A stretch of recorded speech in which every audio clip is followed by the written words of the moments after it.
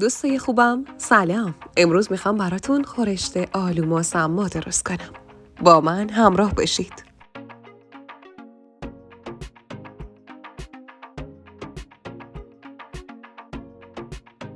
مواد لازم: مرغ، آلوی سیاه خورشتی و قیسی، پیاز سرخ شده، رب گوجه فرنگی، زعفران، نمک و فلفل، زردچوبه. اول از همه تو ماهیتابه روغن میریزیم و وقتی داغ شد مرغ‌ها رو داخلش سرخ میکنیم.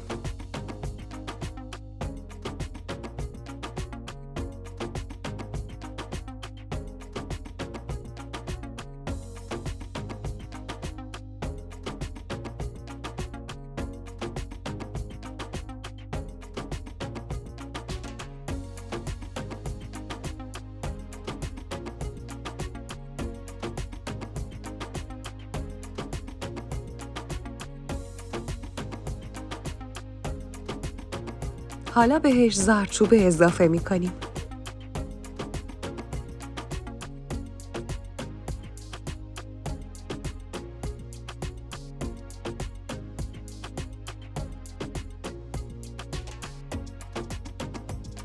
نمک و فلفل رو هم همینطور.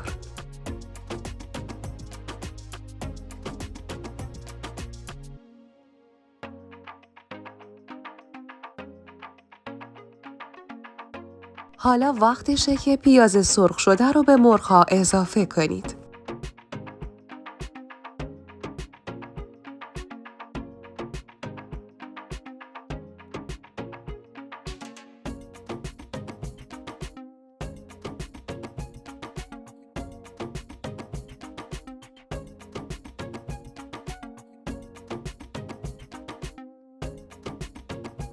آلوهای خورشتی و قیسیتون رو هم به مرغ‌ها اضافه کنید.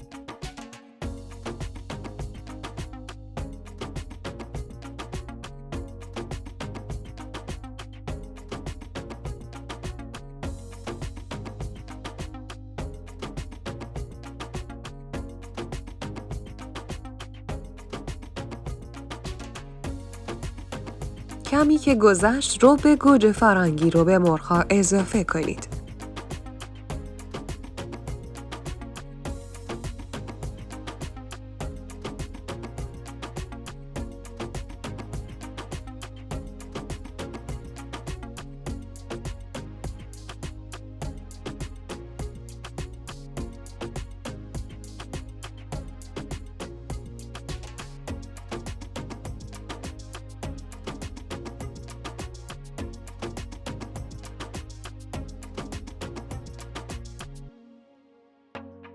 و با مرغ‌ها سرخش کنید.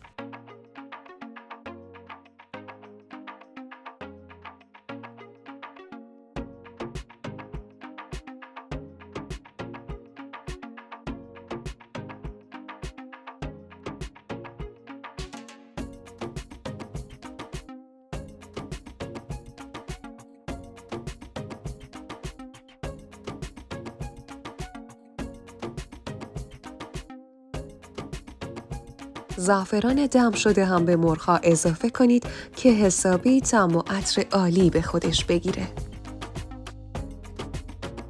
من حدوداً 1 لیوان آب به خورشتم اضافه کردم. شما اگه دوست دارید خورشتتون پر آب تر بشه، آب بیشتری رو بهش اضافه کنید.